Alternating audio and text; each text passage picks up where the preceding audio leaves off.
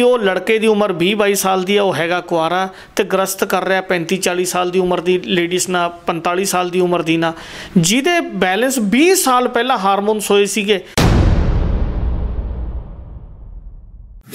ਉਹ ਜਿਹੜਾ ਸਭ ਤੋਂ ਵੱਡਾ ਦੁੱਖ ਦਾ ਕਾਰਨ ਹੈ ਤੇ ਉਹ ਸਿੱਧਾ ਸਿੱਧਾ ਲੋਕਾਂ ਨੂੰ ਸੈਕਸ ਦੇ ਮਰੀਜ਼ ਬਣਾ ਰਿਹਾ ਹੈ। ਜਿਹੜੀਆਂ ਗੱਲਾਂ ਤੁਸੀਂ ਦੱਸ ਰਹੇ ਹੋ ਤੇ ਇਹਦੇ ਵਾਸਤੇ ਫਿਰ ਸੋਨਾ ਭਸਮ ਖਾਣ ਦੀ ਕੀ ਲੋੜ ਹੈ? ਇਹਨਾਂ ਵਾਸਤੇ ਫਿਰ ਮੋٹے-ਮੋٹے ਕੈਪਸੂਲ ਖਾਣ ਦੀ ਕੀ ਜ਼ਰੂਰਤ ਹੈ? ਕਿਉਂ ਵੇਦਾਂ ਹਕੀਮਾਂ ਕੋਲ ਅਸੀਂ ਜਿਹੜੇ ਪੈਸੇ ਇੰਨੀ ਜ਼ਿਆਦਾ ਖੱਜਲ ਖੁਆਰੀ ਕਰਾ ਰਹੇ ਹਾਂ, ਮਾਨਸਿਕ ਤੌਰ ਤੇ ਵੀ ਤੇ ਪੈਸੇ ਦੀ ਵੀ? अगर वाकई कोई दवाई इन्ना काम करती है तो मेरी इंद्री का विकास वो शमशान घाट दे विच उस स्पर्श के उत्ते जाके काम करे, फिर मैं मान सकदा कि कोई दवाई काम करती है। जे किते उही लड़का कुआरा तो एक बैलेंस लेडीज़ नूं मिल गया जां उहदी उम्र 35 साल 40 साल जिहड़ी उस तो 15 साल पहला बैलेंस हो चुकी है, चाहे वह बंदा भी हो सकता जनानी भी हो सकती है, तो फिर वो सीधा नरक का द्वार है। एवें सुनी सुनाई गल, तत्ता पानी ठंडा पानी नींबू पानी चीनी पानी शहद वाला पानी नींबू पा के पीना, वो जे एक तो सुन ली गल तो दूजे ने उही स्पर्श करना शुरू करता। कई बंदियां दे विच उत्तेजना इन्नी ज़्यादा है, वो हीट वध गई तो वो जल्दी डिस्चार्ज होने लग गए। ग्रस्त तो बाद पता लग गया कि हार्ट अटैक आ गया, ग्रस्त तो बाद पता लग गया कि इन्ना ज़्यादा बंदे च कमज़ोरी आ गई कि वो बैड ते ही पिया रह गया।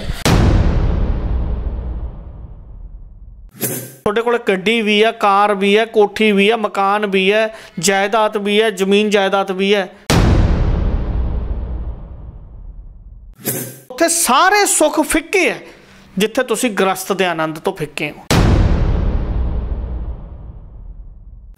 गृहस्थी वेले लोगों दी मौतां भी बहुत हो रही ने। गृहस्थी की और कुछ टाइम बाद पता लग गया कि बंदे दी या औरत दी मौत हो गई।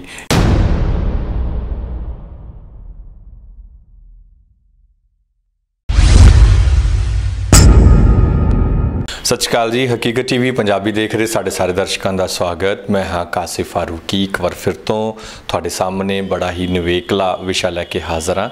अज असी इस वीडियो दे विच जिहड़ा डिस्कस करांगे वो विषय ये है कि गृहस्थी नाल संबंधित साडा जिहड़ा विषय अज दा रहेगा कि किस तरीके नाल असी वेदां हकीमां दे जिहड़ा असी कह सकते हैं कि वस पै के अपनी आर्थिक ते दे नाल जिहड़ा मानसिक शोषण भी करवा रहे हैं, खूब शोषण करवा रहे हैं।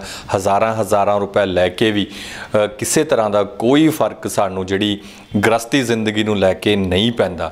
अजिहे दे विच बहुत सारे मामले अजिहे जदों दा असी वीडियो बनाउण लगे हां वैद जगदीप होरां जी कोल आए ने। अज असी उन्हां तजर्बियां दे जरिए तुहानूं सिद्धा राह दिखाउण दी कोशिश करांगे कि जिस नाल साडी जिंदगी दा अद्धा तनाव खत्म हो सकता है। गलबात शुरू कर लैंदे हां। गृहस्थी नाल संबंधित गल्लां बातां होणगीਆਂ, किस तरीके नाल असीं अपनी जिहड़ी गृहस्थी जिंदगी है उस नूं सुधार सकते हैं, किस तरीके नाल असीं वैदां हकीमां दे चक्करां दे विचों निकल सकते हैं। वैद जी बहुत बहुत स्वागत है जी एक बार फिर हकीकत टीवी पंजाबी ते।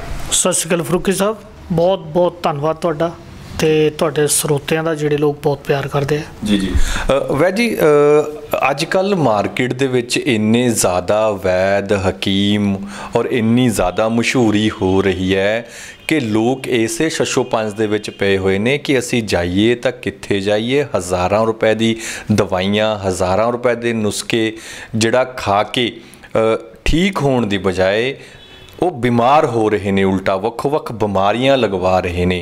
तो ਤੁਹਾਡੀ ਜ਼ਿੰਦਗੀ ਦੇ ਵਿੱਚ ਅੱਜ ਅਸੀਂ ਗੱਲ ਕਰ ਰਹੇ ਸੀ, ਤੁਹਾਡੀ ਜ਼ਿੰਦਗੀ ਦਾ ਸਰਮਾਇਆ ਅੱਜ ਜਿਹੜਾ ਤੁਸੀਂ ਆਪਣੀਆਂ ਚੀਜ਼ਾਂ ਸ਼ੇਅਰ ਕਰਨ ਜਾ ਰਹੇ ਹੋ। ਬਹੁਤ ਸਾਰੇ ਵੇਦ ਹਕੀਮ ਇੱਦਾਂ ਦੇ ਨੇ ਕਿ ਉਹ ਚਾਹੁੰਦੇ ਨੇ ਕਿ ਖਾਨਦਾਨੀ ਨੁਸਖਾ ਕੋਈ ਤਾਂ ਸਾਡੇ ਕੋਲ ਹੀ ਰਹੇ।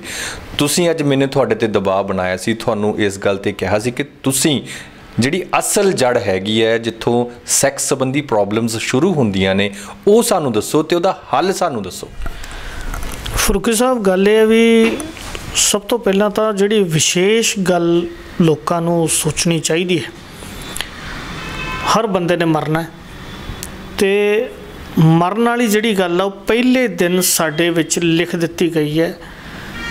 ਜਿਵੇਂ ਆਪਾਂ ਖੁੱਲ੍ਹਾ ਕਿਸੇ ਨੂੰ ਛੱਡ ਦਿੰਦੇ ਹਾਂ ਵੀ ਤੂੰ ਸੰਸਾਰ 'ਤੇ ਜਾ, ਪਰ ਸੰਸਾਰ 'ਤੇ ਜਾ ਕੇ ਵਾਪਸ ਬੁਲਾਉਣ ਦੀ ਜਿਹੜੀ ਤਾਕਤ ਹੈ ਉਹ ਉਸ ਪ੍ਰਮਾਤਮਾ ਕੋਲੇ ਹੈ।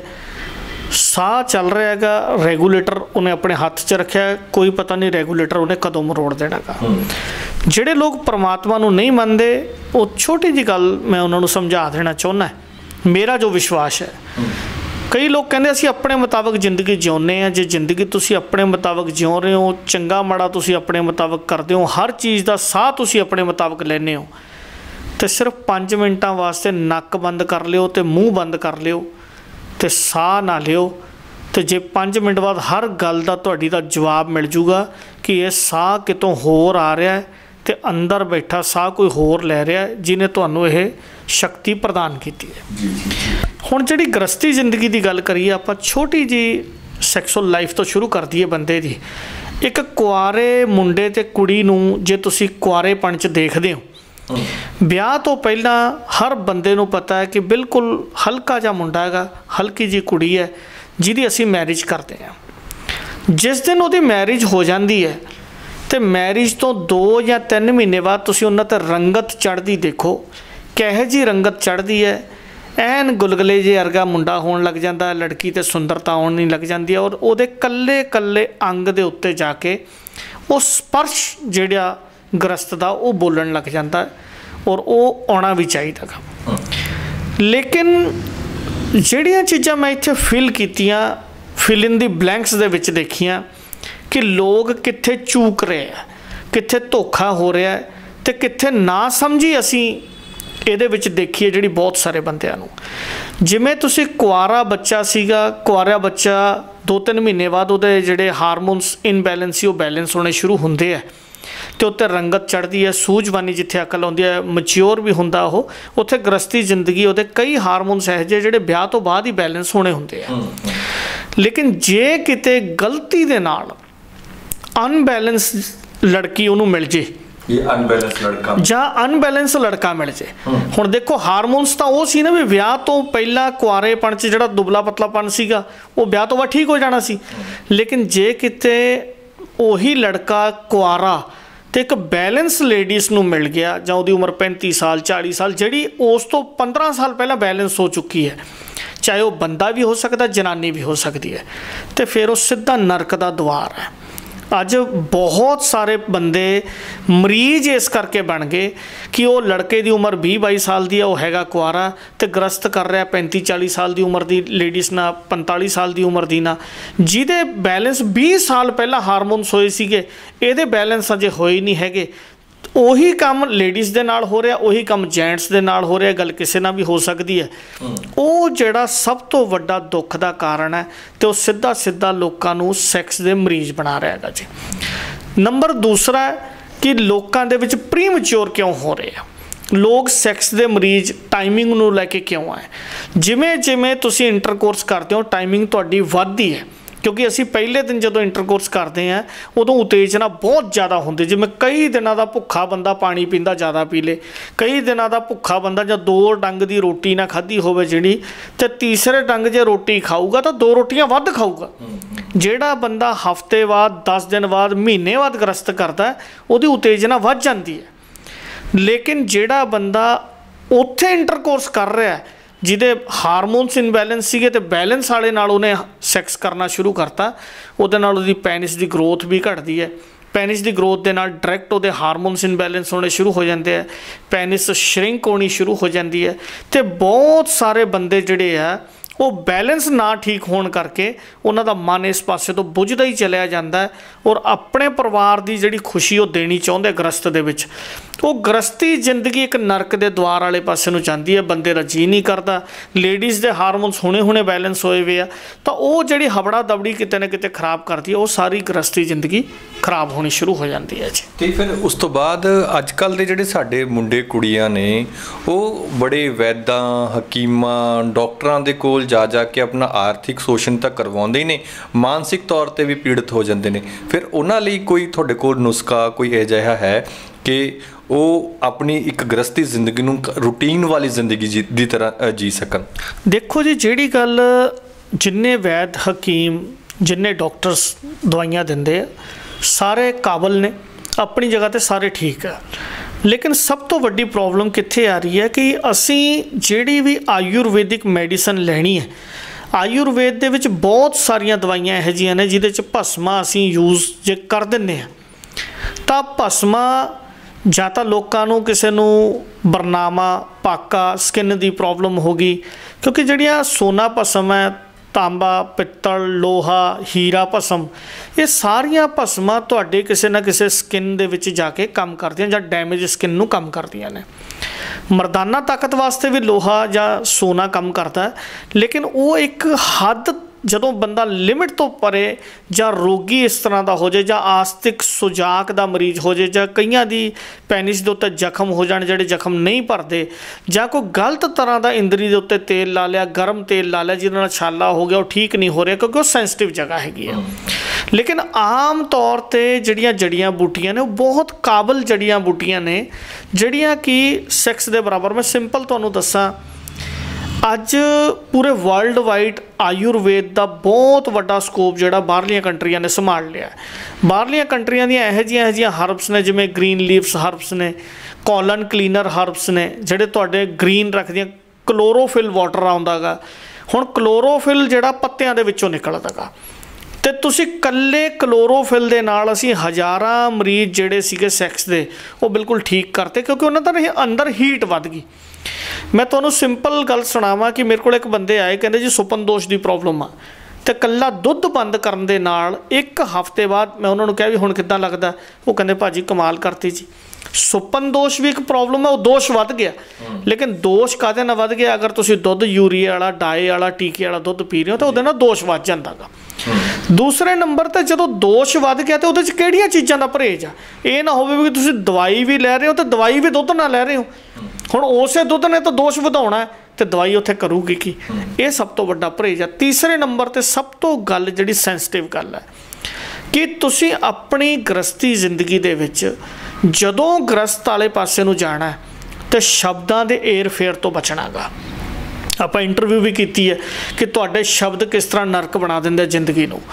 ਜਦੋਂ ਤੁਸੀਂ ਗ੍ਰਸਤ ਵਾਲੇ ਪਾਸੇ ਨੂੰ ਜਾਣਾ ਹੈ ਤਾਂ ਇਕੱਲੇ ਸਪਰਸ਼ ਦੇ ਉੱਤੇ ਧਿਆਨ ਰੱਖਣਾ ਗਾ। ਬਹੁਤ ਤਰ੍ਹਾਂ ਦੀ ਫੀਲਿੰਗਸ ਆ। ਮੈਂ ਤੁਹਾਨੂੰ ਸਿੰਪਲ ਉਦਾਹਰਨ ਦੇਵਾਂ ਕਿ ਜਦੋਂ ਤੁਸੀਂ ਕੋਈ ਗ੍ਰਸਤ ਕਰਦੇ ਹੋ, ਤੁਸੀਂ ਕੋਈ ਪੋਰਨ ਮੂਵੀ ਦੇਖਦੇ ਹੋ, ਕੋਈ ਅਡਲਟ ਮੂਵੀ ਦੇਖਦੇ ਹੋ, ਕੋਈ ਵਿਚਾਰਧਾਰਾ ਦੇਖਦੇ ਹੋ, ਕਿਸੇ ਨੂੰ ਦੇਖ ਕੇ ਤੁਸੀਂ ਆਪਣੀ ਪਤਨੀ ਨੂੰ ਹੀ ਦੇਖਦੇ ਹੋ, ਤਾਂ ਅੱਖਾਂ ਸਪਰਸ਼ ਕਰ ਰਹੀਆਂ ਨੇ। ਅੱਖਾਂ ਨੇ ਸਪਰਸ਼ ਕੀਤਾ ਅਤੇ ਇੰਦਰੀ ਨੇ ਵਿਕਾਸ ਕਰਤਾ। ਨੱਕ ਸਪਰਸ਼ ਕਰ ਰਿਹਾ ਗਾ ਗੰਧ ਦਾ, ਕੰਨ ਸਪਰਸ਼ ਕਰ ਰਿਹਾ ਬੋਲਣ ਦਾ, ਮੂੰਹ ਸਪਰਸ਼ ਕਰ ਰਿਹਾ ਸਵਾਦ ਦਾ, ਅਤੇ ਜੀਭ ਸਪਰਸ਼ ਕਰ ਰਹੀ ਹੈ ਵਾਯੂ ਦਾ। ਇਹ ਹਰ ਚੀਜ਼ ਆਪਣੇ ਆਪਣੇ ਸਪਰਸ਼ ਦਾ ਕਾਰਨ ਹੈ। ਮੈਂ ਬੋਲ ਰਿਹਾ, ਤੁਸੀਂ ਸੁਣ ਰਹੇ ਹੋ, ਪਰ ਇਹ ਸਾਰਾ ਸਪਰਸ਼ ਪਿੱਛੇ ਜਾ ਕੇ ਇਕੱਠਾ ਕਰਕੇ ਤੁਹਾਡੇ ਡੋਪਾਮਾਈਨ 'ਚ ਕੌਣ ਕੰਮ ਕਰਦਾ? ਇਹ ਇੱਕ ਪਾਵਰ ਹੈ। ਇਸੇ ਤਰ੍ਹਾਂ ਗ੍ਰਸਤ ਦੇ ਵਿੱਚ ਜਦੋਂ ਤੁਸੀਂ ਸਪਰਸ਼ ਹੈ ਤਾਂ ਆਪਣੇ ਪਰਿਵਾਰ ਦੇ ਨਾਲ ਉਹ ਸਪਰਸ਼ ਮਨਾ ਕੇ ਚੱਲੋ ਤਾਂ ਕਿ ਉਹ ਆਨੰਦਮਈ ਜ਼ਿੰਦਗੀ ਤੁਹਾਡੀ ਉਹ ਤੁਹਾਡੀਆਂ ਯਾਦਗਾਰਾਂ ਬਣ ਜਾਣ। ਯਾਦਗਾਰਾਂ ਤੁਹਾਡੇ ਦਿਮਾਗ ਦੇ ਵਿੱਚ ਰਹਿਣ, ਨਾ ਕਿ ਤੁਸੀਂ ਕਿਸੇ ਹੋਰ ਸਪਰਸ਼ ਨੂੰ ਆਪਣੀ ਜ਼ਿੰਦਗੀ ਦੇ ਵਿੱਚ ਲੈ ਕੇ ਆਓ। ਬਹੁਤ ਸਾਰੇ ਬੰਦੇ ਜਿਹੜੇ ਆ ਉਹ ਆਪਣੀ ਬੋਲਬਾਣੀ ਕਰਕੇ ਅੱਜ ਗ੍ਰਸਤੀ ਜ਼ਿੰਦਗੀ ਨਹੀਂ ਠੀਕ ਜਿਉਂ ਪਾ ਰਹੇ। ਟਾਈਮਿੰਗ ਦੀ ਕਮੀ ਕਰਕੇ ਦਿਮਾਗ 'ਤੇ ਸਟਰੈਸ ਬਹੁਤ ਲੋਕਾਂ ਨੂੰ ਹੈ। ਬਹੁਤ ਸਾਰੇ ਬੰਦੇ ਸਟਰੈਸ ਕਰਕੇ ਸ਼ੱਕੀ ਹੋ ਰਹੇ ਨੇ। ਸ਼ੱਕੀ ਮਿਜਾਜ਼ ਬੰਦਾ ਵੀ ਬਹੁਤੀ ਅੱਛੀ ਗ੍ਰਸਤੀ ਜ਼ਿੰਦਗੀ ਨਹੀਂ ਜਿਉਂ ਸਕਦਾ। ਫਿਰ ਦੂਸਰੇ ਨੰਬਰ 'ਤੇ ਡੀਮੋਟੀਵੇਸ਼ਨ ਬਹੁਤ ਕੰਮ ਕਰਦੀ ਹੈ। ਪਰਿਵਾਰ ਦੇ ਸੰਬੰਧ ਅੱਛੇ ਨਾ ਰਲਣ ਕਰਕੇ ਮਤਭੇਦ ਬਹੁਤ ਜ਼ਿਆਦਾ ਨੇ। ਪਰਿਵਾਰ ਦੇ ਵਿੱਚ ਲੜਾਈ ਝਗੜਾ ਕਲੇਸ਼ ਵੀ ਇਹਦਾ ਇੱਕ ਬਹੁਤ ਵੱਡਾ ਕਾਰਨ ਹੈ। ਬੱਚਿਆਂ ਕਰਕੇ ਅਸੀਂ ਕਈ ਵਾਰੀ ਸ਼ਬਦ ਆਪਣੀ ਹਸਬੈਂਡ ਵਾਈਫ ਦੇ ਵਿੱਚ ਇਹੋ ਜਿਹੇ ਬੋਲ ਬੈਠਦੇ ਹਾਂ ਜਿਹਦੇ ਕਰਕੇ ਦੁਬਾਰਾ ਉਹ ਸਪਰਸ਼ ਸਾਡਾ ਗ੍ਰਸਤੀ ਜ਼ਿੰਦਗੀ ਦੇ ਵਿੱਚ ਨਹੀਂ ਆਉਂਦਾ। ਅਤੇ ਵੈਜੀ ਤੁਹਾਡੀਆਂ ਗੱਲਾਂ ਬਾਤਾਂ ਤੋਂ ਬਾਅਦ ਤਾਂ ਐਵੇਂ ਲੱਗ ਰਿਹਾ ਹੈ ਕਿ ਇਹ ਜਿਹੜੀਆਂ ਗੱਲਾਂ ਤੁਸੀਂ ਦੱਸ ਰਹੇ ਹੋ ਅਤੇ ਇਹਦੇ ਵਾਸਤੇ ਫਿਰ ਸੋਨਾ ਭਸਮ ਖਾਣ ਦੀ ਕੀ ਲੋੜ ਹੈ? ਇਹਨਾਂ ਵਾਸਤੇ ਫਿਰ ਮੋਟੇ ਕੈਪਸੂਲ ਖਾਣ ਦੀ ਕੀ ਜ਼ਰੂਰਤ ਹੈ? ਕਿਉਂ ਵੇਦਾਂ ਹਕੀਮਾਂ ਕੋਲ ਅਸੀਂ ਜਿਹੜੇ ਪੈਸੇ ਇੰਨੀ ਜ਼ਿਆਦਾ ਖੱਜਲ ਖੁਆਰੀ ਕਰਾ ਰਹੇ ਹਾਂ, ਮਾਨਸਿਕ ਤੌਰ 'ਤੇ ਵੀ ਅਤੇ ਪੈਸੇ ਦੀ ਵੀ? ਫਰੂਕੀ ਸਾਹਿਬ, ਮੈਂ ਤੁਹਾਨੂੰ ਜਿਹੜੀ ਸਪਰਸ਼ ਦੀ ਗੱਲ ਕਰ ਰਿਹਾ, ਮੈਂ ਸਾਈਕੋ ਪੜ੍ਹ ਰਿਹਾ ਔਰ ਬਹੁਤ ਸਾਰੀਆਂ ਕੰਟਰੀਆਂ ਦੇ ਵਿੱਚ ਮਹਾਰਾਜ ਦੀ ਕਿਰਪਾ ਨਾਲ ਅਮਰੀਕਾ ਵਰਗੀ ਕੰਟਰੀ ਦੇ ਵਿੱਚ ਜਾਣ ਦਾ ਮੌਕਾ ਮਿਲਿਆ ਸਾਈਕੋ ਕਰਕੇ। ਅਗਰ ਤੁਹਾਨੂੰ ਖਾਸ ਕਰਕੇ ਤੁਹਾਡੇ ਸਰੋਤਿਆਂ ਨੂੰ ਮੈਂ ਦੱਸਣੀ ਚਾਹੁੰਦਾ ਕਿ ਮੈਂ ਵੀ ਮਰ ਜਾਣਾ। ਐਕਸਪਾਇਰੀ ਡੇਟ ਮੇਰੀ ਪਰਮਾਤਮਾ ਨੇ ਪਾ ਕੇ ਭੇਜੀ ਹੈ ਅਤੇ पता कुछ नहीं भी किहड़े दिन स्टेशन आ जाए तो उड़ जाना गा। अगर सारिया चीज़ां दवाइयां ही काम करदियां ने तो मैनू दवाई खवाओ तो मैनू शमशान घाट च लै चलो। दवाई मैं सैक्स की खाधी है पर स्पर्श मैं कर रहा शमशान घाट च किसी का मैं संस्कार कराउण वास्ते आया होया। अगर वाकई कोई दवाई इन्ना काम करती है तो मेरी इंद्री का विकास वो शमशान घाट दे विच उस स्पर्श के उत्ते जाके काम करे, फिर मैं मान सकदा कि कोई दवाई काम करती है। स्पर्श किसी चीज़ नूं लियाउण वास्ते तुहाडीआं अखां नूं वो फीलिंग लियाउणी पैनी है। क्रोध चढ़िया होवे ते टैंपरेचर होया होवे लाल ते घसुन्न मारन नूं जी करदा होवे ते सैक्स की दवाई खवा के तुसीं कहो भी ग्रस्त करके दिखा, वो लड़ तां सकदा, घसुन्नो घसुन्नी तां हो सकदा है, पर उत्थे दवाई कोई काम नहीं करोगे। तुहाडे स्पर्श की कर रहे हैं। जदों तुसीं स्पर्श नूं आयुर्वेद दे नाल जोड़दे हो तो फिर तुहाडा पहला मन शांत होना चाहिए, वो फीलिंग होनी चाहिए है। जिहड़ी तुहाडे कोल नुस्खे ने, जिस तरीके नाल तुसीं तुहाडे कोल गल्लां बातां भी बहुत ज़्यादा इदां दियां ने जिहड़ा इफैक्ट पाउंदियां ने, ते जिहड़ा स्पर्श तुसीं कह रहे हो, छो तुसीं कह रहे हो, उहनूं वधाया घटाया जा सकदा है तुहाडे फार्मूलिਆਂ नाल? देखो फार्मूला एक लिमिट तक तुहाडी मदद करता है, डिपेंड करता है कि जिहड़ा परिवार तुहाडे नाल रह रहा है वो तुहाडे प्रति किस तरह का स्पर्श मंगदा है। बहुत थावां ते साडे ख्याल नहीं मिलते, वो स्पर्श नहीं आ सकता। बहुत थावां ते साडी मत भेद है, वो नहीं ख्याल आ सकता। बहुत थावां दे उत्ते असीं स्ट्रैस दे विच है, परिवार नूं टाइम नहीं दे सकते। बहुत थावां दे उत्ते साडे ये स्पर्श नहीं रलदा कि बंदे दी परिवार दे नाल ईगो आ। परिवार होर तरीके की गल सोचता है, बंदा होर सोच रहा है, जनानी होर सोच रही है। फिर कई थावां ते स्पर्श इत्थे तक भी मैं देखा है कि बंदियां दा मन बुझ गया। सेम कंसैप्ट जनानियां च लेडीज़ यह जिहियां ने जिन्हां दा मन बुझ गया, क्योंकि असीं थोपा थापी दे विच है। फिर उन्हां दे दवाइयां दे साइड इफैक्ट बहुत है। जिहड़ियां असीं दवाइयां अनसैसरी, जिवें बच्चा ना पैदा होवे उहदियां दवाइयां खा रहे हैं, ब्रेक डाउन कर रहे हैं, कॉन्डम्स की मात्रा ना यूज़ करके उत्थे फिर विजाइना दियां दवाइयां खा रहे हैं, स्किन दियां दवाइयां खा रहे हैं, फिर मोटापा घटाउण दियां दवाइयां खा रहे हैं। कई लेडीज़ नूं कल्ले ना स्पर्श प्रॉपर होण करके वो स्पर्श जिहड़ियां चीज़ का चाहिदा सीगा उहदे करके ड्रॉपिंग होनी शुरू हो गई, लकोरिया होना शुरू हो गया। और फिर इत्थे तक भी चलिया गया कि प्रोटीन जिहड़ा गलदा। हुण तुसीं देखो भी मोटापा, एक बंदे नूं मोटापा चढ़ गया, स्पर्श दे उत्ते आ जाइए, मोटापा हो गया तो मोटापे वाले बंदे ने तो प्रोटीन खाना नहीं गा, लेकिन रात को असी सारे तरह की दाल जिहड़ी है वो बाटियां भर भर के खाई जाने। हुण दाल ने अंदर जानी है, खाली पेट है, तो जिथे जाके फस गई दाल, उन्हें प्रोटीन उत्थे जाके जमाता, तो प्रोटीन दोबारा अंदरों कड्ढण वास्ते फिर बर्निंग कर रहे हैं, हीट बढ़ा रहे हैं, भज रहे हैं, रनिंग कर रहे हैं, और तरह तरह दी चीज़ां असी यूज़ करते हैं ताकि वो साडे चों निकल जाए। सारी गल जदों तुहाडे स्पर्श के उत्ते आ जाए। इसे करके प्रेम की परिभाषा जिहड़ी है वो स्पर्श दे नाल जोड़ी गई है। जदों तुसीं प्रेम उस लेवल ते करदे हो तो फिर सैक्स की उत्तेजना ऑटोमैटिकली वध जाती है। कई बंदियां दे विच उत्तेजना इन्नी ज़्यादा है वो हीट वध गई तो वो जल्दी डिस्चार्ज होने लग गए। कई बंदियां दी उत्तेजना ही मर गई तो उन्होंने, और हर बंदे लई एक दवाई नहीं हैगी। खास करके मैं इत्थे तुहाडे सरोतिਆਂ नूं हथ जोड़ के बेनती करनी चाहुंदा है। पहली गल तो जिहड़े लोग ये सवाल करते हैं दवाई लेने तो पहला किन्ना चिर दवाई खानी पऊ, परमात्मा ने तुहानूं ढांचे दे विच बना के नहीं भेजिया, तुहानूं घड़िया है। 1 अरब बंदा इकट्ठा कर लो तो कल्ला अंगूठे का निशान नहीं मिलता, क्योंकि तुसीं वक्रे वक्रे DNA तो घड़े हुए हो और कई तरह के पिछे तुहाडे सैल्स ने। एक बंदे नूं असीं हुण बौली की गल आपां करदे हां, कई बंदियां नूं असीं बौली इत्थे अद्धा चमचा खवाया तो घरे जाके फोन आया, बैद जी मैनूं तां कमाल हो गई जी। तो कई बंदियां ने 10 दिन बाद भी ये फोन किया भी हजे पता जा लगन लग्या। कईयां दी इम्यूनिटी इन्नी आ, एक बंदा रोज़ डाइटरी सप्लीमेंट लै रहा, भज रहा गा, पुंगरा होया अनाज खा रहा, पानी की मात्रा उस तरह पींदा, वो सारे स्पर्श ने। फिर जे इत्थे हुण पानी की गल ते आ जाइए, 84 ਲੱਖ जून है तो 84 ਲੱਖ जून दे विचों कल्ले बंदे नूं साइड ते करो, सारियां जूना ईवन कि दरख्त बनस्पतियां भी पानी नूं साह लै लै के पी रही ने। चिड़ियाँ पानी पींदियां, एक चोगा भरिया पानी अंदर चलेगा, फिर दूजी चुंझ भरनी है। तो कल्ला बंदा गा भी सवेरे उठ के पानी पीना, गिलास मूँह नूं लाया तो कड़क देने अंदर। ਤੇ ਐਵੇਂ ਸੁਣੀ ਸੁਣਾਈ ਗੱਲ, ਤੱਤਾ ਪਾਣੀ, ਠੰਡਾ ਪਾਣੀ, ਨਿੰਬੂ ਪਾਣੀ, ਚੀਨੀ ਪਾਣੀ, ਸ਼ਹਿਦ ਵਾਲਾ ਪਾਣੀ, ਨਿੰਬੂ ਪਾ ਕੇ ਪੀਣਾ, ਉਹ ਜੇ ਇੱਕ ਤੋਂ ਸੁਣ ਲਈ ਗੱਲ ਤੇ ਦੂਜੇ ਨੇ ਉਹੀ ਸਪਰਸ਼ ਕਰਨਾ ਸ਼ੁਰੂ ਕਰਤਾ, ਉਹ ਵੀ ਸਾਨੂੰ ਕਿਤੇ ਨਾ ਕਿਤੇ ਬੈਡ ਇਫੈਕਟ ਕਰ ਰਿਹਾ। ਮਤਲਬ ਹਰੇਕ ਬੋਡੀ ਦਾ ਆਪਣਾ ਆਪਣਾ ਸਟਰਕਚਰ ਹੈ, ਆਪਣਾ ਆਪਣਾ ਇਮਿਊਨ ਸਿਸਟਮ ਹੈ। ਕਿਸੇ ਨੂੰ ਗਰਮ ਪਾਣੀ ਰਾਸ ਆਉਂਦਾ ਹੈ, ਕਿਸੇ ਨੂੰ ਸ਼ਹਿਦ ਵਾਲਾ ਪਾਣੀ ਰਾਸ ਆਉਂਦਾ ਹੈ, ਤੇ ਕਿਸੇ ਨੂੰ ਨਿੰਬੂ ਪਾਣੀ ਰਾਸ ਆਉਂਦਾ। ਤੁਸੀਂ ਇਹ ਗੱਲ ਕਹਿੰਦੇ ਬਿਲਕੁਲ ਅੱਡ, ਉਹ ਗੱਲਾਂ ਅੱਡ ਅੱਡ ਹੁੰਦੀਆਂ ਨੇ। ਹਰ ਬੰਦੇ ਦੀ ਸੋਚ ਅੱਡ ਹੈ, ਹਰ ਬੰਦੇ ਦੇ ਖਿਆਲ ਅੱਡ ਹੈ, ਹਰ ਬੰਦੇ ਦਾ ਦੇਖਣ ਦਾ ਢੰਗ ਅੱਡ ਹੈ, ਹਰ ਬੰਦੇ ਦੇ ਖਾਣ ਪੀਣ ਦੇ ਹਾਜ਼ਮੇ ਦਾ ਢੰਗ ਅੱਡ ਹੈ, ਔਰ ਹਰ ਬੰਦੇ ਦੇ ਡੋਪਾਮਾਈਨ ਦੇ ਸੈੱਲ ਅੱਡ ਨੇ। ਔਰ ਈਵਨ ਕਿ ਇੱਕ ਪਰਿਵਾਰ ਦੇ 4 ਸਕੇ ਭੈਣ ਭਰਾ ਨੇ, ਚਾਰਾਂ ਦੇ ਵਿੱਚ ਇੱਕ ਬਹੁਤਾ ਚੰਟ ਹੈ, ਦੂਜਾ ਬਹੁਤਾ ਸਾਊ ਹੈ, ਤੀਸਰਾ ਬੋਲਦਾ ਕੁਛ ਨਹੀਂ। ਤੇ ਜੇ ਅਸੀਂ ਪਰਿਵਾਰ 'ਚ ਇੱਕ DNA ਤੋਂ ਆਏ ਹੋਏ 4 ਬੰਦੇ, ਉਹ ਚਾਰੇ ਵੱਖਰੇ ਵੱਖਰੇ ਹੋ ਸਕਦੇ ਆ, ਤੇ ਫਿਰ ਗੱਲ ਤਾਂ ਇੱਥੇ ਪੂਰੇ ਸੰਸਾਰ ਦੀ ਹੋ ਰਹੀ ਹੈ। ਤੇ ਅੱਜ ਕੱਲ੍ਹ ਇੱਕ ਹੋਰ ਬੜੀ ਬਿਮਾਰੀ ਇਹ ਚੱਲੀ ਹੋਈ ਹੈ ਕਿ ਗ੍ਰਸਤੀ ਵੇਲੇ ਲੋਕਾਂ ਦੀਆਂ ਮੌਤਾਂ ਵੀ ਬਹੁਤ ਹੋ ਰਹੀਆਂ ਨੇ। ਗ੍ਰਸਤੀ ਕੀਤੀ ਔਰ ਕੁਛ ਟਾਈਮ ਬਾਅਦ ਪਤਾ ਲੱਗਿਆ ਕਿ ਬੰਦੇ ਦੀ ਜਾਂ ਔਰਤ ਦੀ ਮੌਤ ਹੋ ਗਈ। ਗ੍ਰਸਤ ਤੋਂ ਬਾਅਦ ਪਤਾ ਲੱਗਿਆ ਕਿ ਹਾਰਟ ਅਟੈਕ ਆ ਗਿਆ। ਗ੍ਰਸਤ ਤੋਂ ਬਾਅਦ ਪਤਾ ਲੱਗਿਆ ਕਿ ਇੰਨਾ ਜ਼ਿਆਦਾ ਬੰਦੇ 'ਚ ਕਮਜ਼ੋਰੀ ਆ ਗਈ ਕਿ ਉਹ ਬੈੱਡ 'ਤੇ ਹੀ ਪਿਆ ਰਹਿ ਗਿਆ। ਦੇਖੋ ਜੀ, ਮੈਂ ਤੁਹਾਡੀ ਗੱਲ ਨਾਲ ਇਸ ਨਾਲ ਬਿਲਕੁਲ ਸਹਿਮਤ ਹਾਂ। ਪਹਿਲੀ ਗੱਲ ਤਾਂ ਮੈਂ ਖਾਸ ਕਰਕੇ ਪੁਰਸ਼ਾਂ ਨੂੰ, ਬੰਦਿਆਂ ਨੂੰ, ਛੋਟੇ ਬੱਚਿਆਂ ਨੂੰ, ਸੰਸਾਰ ਦੇ ਲੋਕਾਂ ਨੂੰ ਇੱਕ ਬੇਨਤੀ ਕਰਨੀ ਚਾਹੁੰਦਾ।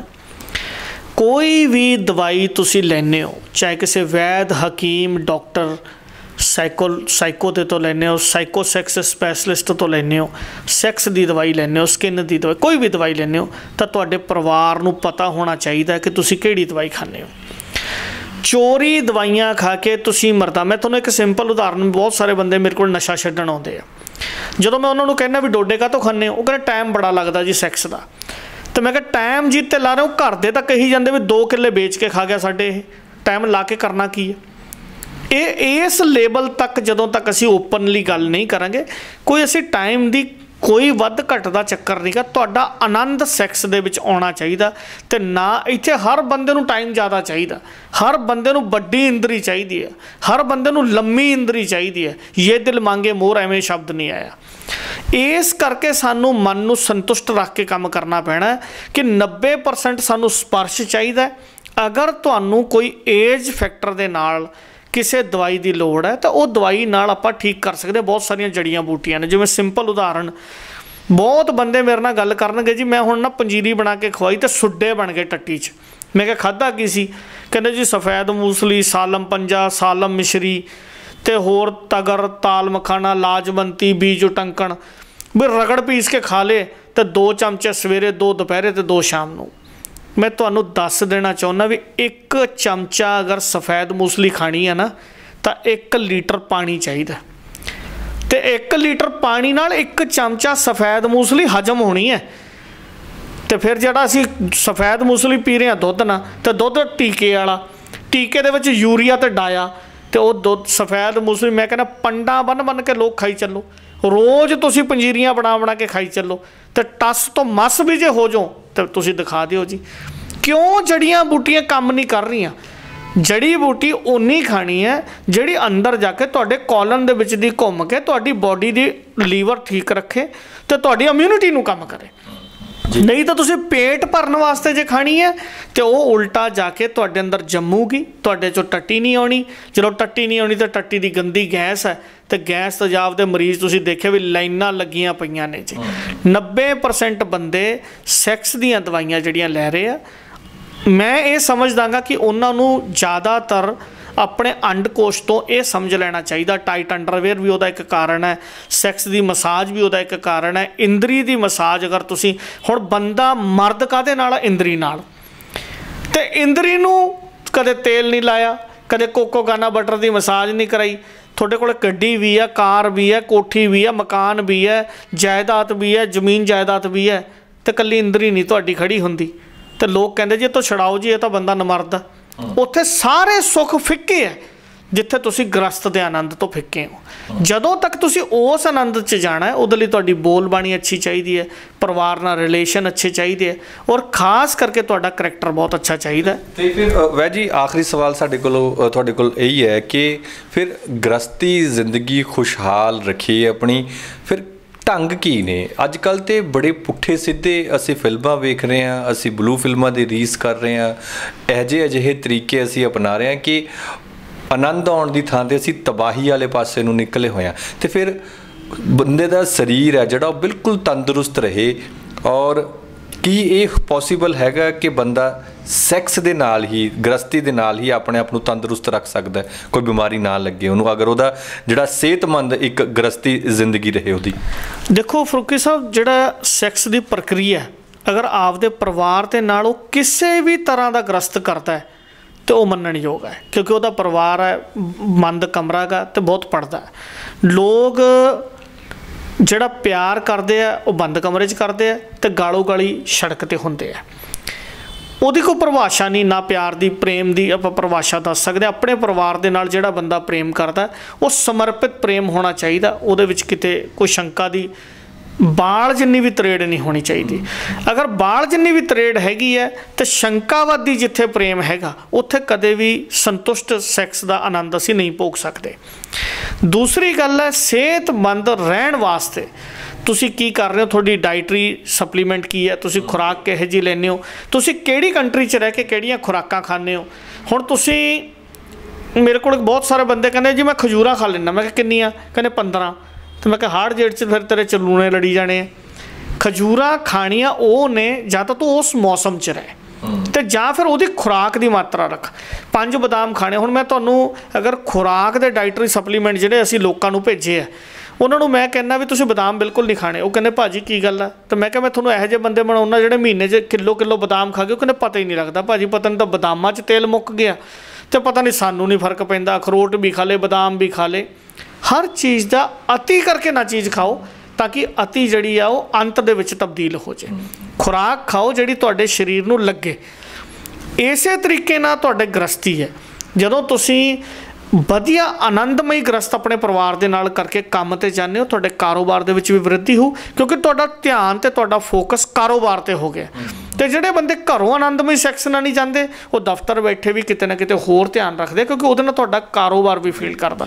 ਸੋ ਇਸ 'ਤੇ ਬਹੁਤ ਲੰਮੀ ਡਿਸਕਸ ਕੀਤੀ ਜਾ ਸਕਦੀ ਹੈ। ਆਨੰਦਮਈ ਜ਼ਿੰਦਗੀ ਜਿਉਣ ਵਾਸਤੇ 90% ਦਵਾਈਆਂ ਤੋਂ ਬਚ ਕੇ ਅੱਛੀ ਜ਼ਿੰਦਗੀ ਜਿਉਣ ਵਾਸਤੇ ਸਪਰਸ਼ ਨੂੰ ਭੋਗਿਆ ਜਾਵੇ ਅਤੇ ਆਨੰਦਮਈ ਜ਼ਿੰਦਗੀ ਜਿਉਣ ਵਾਸਤੇ ਉਹ ਸਪਰਸ਼ ਕੀਤਾ ਜਾਵੇ ਜਿਹਦੇ ਬੋਲ ਬਾਣੀ ਦੇ ਨਾਲ ਤੁਹਾਡੀ ਗ੍ਰਸਤੀ ਜ਼ਿੰਦਗੀ ਅੱਛੀ ਮਹਿਸੂਸ ਹੋ ਸਕੇ। ਜੀ ਬਹੁਤ ਬਹੁਤ ਸ਼ੁਕਰੀਆ ਜੀ ਸਾਰੀ ਗੱਲਬਾਤ ਦੇ ਲਈ।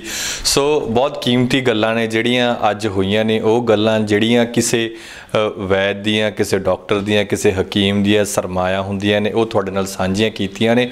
ਔਰ ਵੈਦ ਜੀ ਨੇ ਦੱਸਿਆ ਕਿ ਬਿਨਾਂ ਦਵਾਈਆਂ ਤੋਂ ਵੀ ਅਸੀਂ ਸਪਰਸ਼ ਦੀ ਜਿਹੜੀ ਛੋਹ ਦੀ ਤਾਕਤ ਦੇ ਨਾਲ ਆਪਣੀ ਗ੍ਰਸਤੀ ਜ਼ਿੰਦਗੀ ਨੂੰ ਬਹੁਤ ਸੁਖਾਲਾ ਅਤੇ ਸਿਹਤਮੰਦ ਬਣਾ ਸਕਦੇ ਹਾਂ। ਫਿਰ ਵੀ ਜੇਕਰ ਇਸ ਗੱਲਬਾਤ ਤੋਂ ਬਾਅਦ ਕਿਸੇ ਨੂੰ ਕੋਈ ਸ਼ੰਕਾ, ਕੋਈ ਸਵਾਲ ਹੈ ਤਾਂ ਉਹ ਕਮੈਂਟ ਬਾਕਸ ਦੇ ਵਿੱਚ ਕਰ ਸਕਦਾ ਹੈ। ਹਮੇਸ਼ਾ ਦੀ ਤਰ੍ਹਾਂ ਆਪਣਾ ਜਿਹੜਾ ਮੋਬਾਈਲ ਨੰਬਰ ਹੈ ਤੁਸੀਂ ਛੱਡ ਸਕਦੇ ਹੋ ਅਤੇ ਡਾਕਟਰ ਸਾਹਿਬ ਦੀ ਜਿਹੜੀ ਟੀਮ ਹੈਗੀ ਹੈ ਉਹ ਤੁਹਾਡੇ ਨਾਲ ਛੇਤੀ ਹੀ ਸੰਪਰਕ ਕਰੇਗੀ। ਫਿਲਹਾਲ ਮੈਨੂੰ ਇਹ ਗੱਲਬਾਤ ਇੱਥੇ ਹੀ ਖਤਮ ਕਰਨ ਦੀ ਦਿਆ ਗਿਆ। ਧੰਨਵਾਦ।